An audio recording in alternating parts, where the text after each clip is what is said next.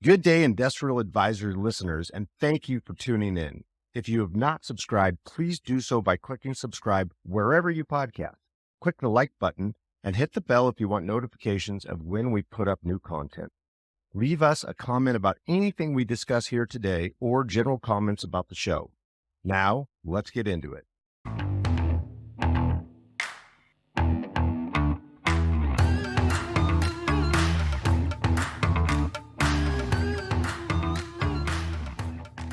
Welcome to our Industrial Advisors podcast. I'm Bill Condon and Matt McGregor.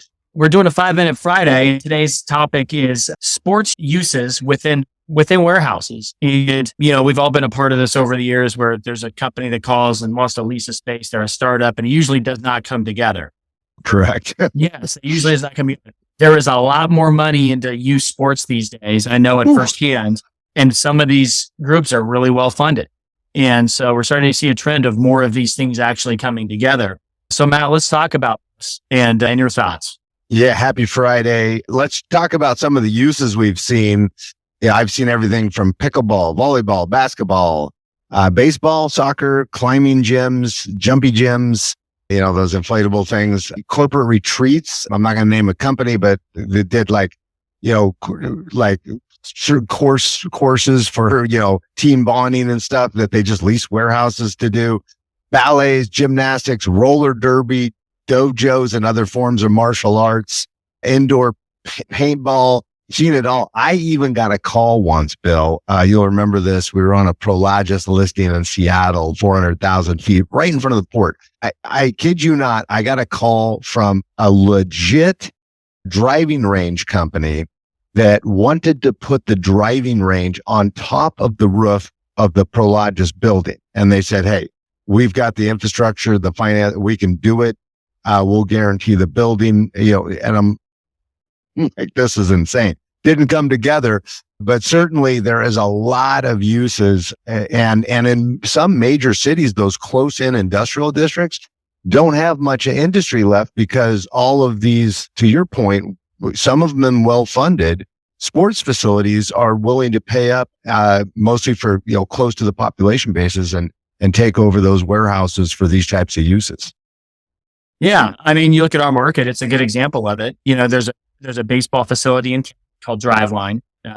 There's a basketball, Emerald City, basketball everywhere is in, Kent, Preston, elsewhere. And then you've named some of the other uses and they're all in our market. The one that I think is really interesting to watch will be pickleball with the growing popularity. Yeah, it's nuts.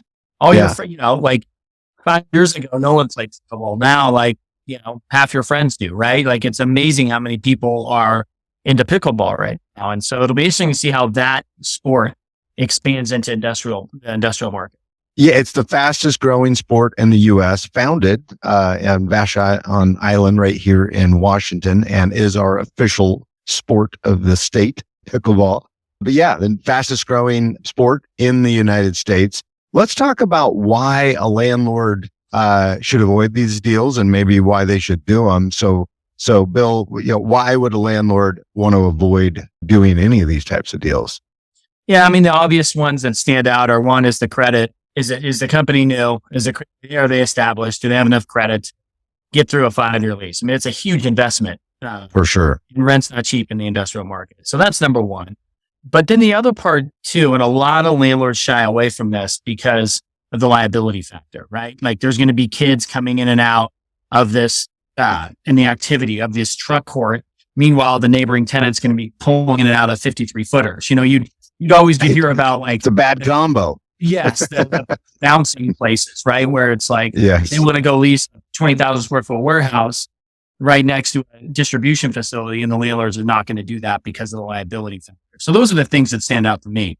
Yeah, and I would say, other reasons obviously is they're very heavy car parked, right? And many of them just flat out aren't zoned for it. So you could get into if a neighboring tenant has an issue and pulls up the zoning, several of those, at least in the past, have not been allowed uses, and the landlord went ahead and did it, maybe because they had challenges or whatever. But those are some reasons. And then let's talk about why the landlords would consider them. I would start out by saying, well, if you got a flex property and you're not bringing in the 53-foot truck trailers and you've got relatively light truck activity, those could be a natural fit. And then if you do have the type of warehouse that's rear loaded, which means the semis would come around back and the car parks, office and related uses are in the front. So you've got that natural separation. And maybe you're on a main retail front. If you get that good credit tenant, they're going to pay up to be there because of the visibility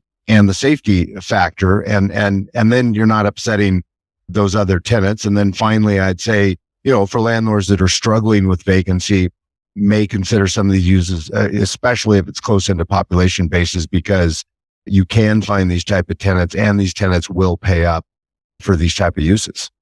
Yeah, I think that's a really good point. In a freestanding building, for example, my kids play for a program called City Baseball. It's an awesome program, and their facility is in Seattle, and it's their own building. They don't share the building. They have their own parking. It's 100% theirs, and they're really well funded and it's just an incredible program. So I would lease, if I owned a building like that, I would do a deal with a company like that all day long. And those buildings are hard to find. So once a company like that goes into a building, it's hard for them to leave. That's right. I got a question for you, Bill. We started our careers about the same time, and you a little bit in front of me, but I would say there's probably 10 different brokers that ran around with this crew. Did you ever get a call from the Rat City Roller Girls looking for oh yeah, man. Site? I sure did. I toured them. In Ballard. Did you really? Oh yeah. We had a building we leased in Ballard, big warehouse, clear span, and they wanted to lease it. They had that clear span. Yeah. The owner said, no, I'm not doing it. So, that's funny because I toured them too. It's a trend that's growing, and I think is going to continue to grow. That's right. Watch the pickleball world. We'll see how that goes. Agreed. And it'll be fascinating to watch. But thank you for listening to our 5 Minute Friday on this topic. Happy Friday, everybody. Have a great weekend.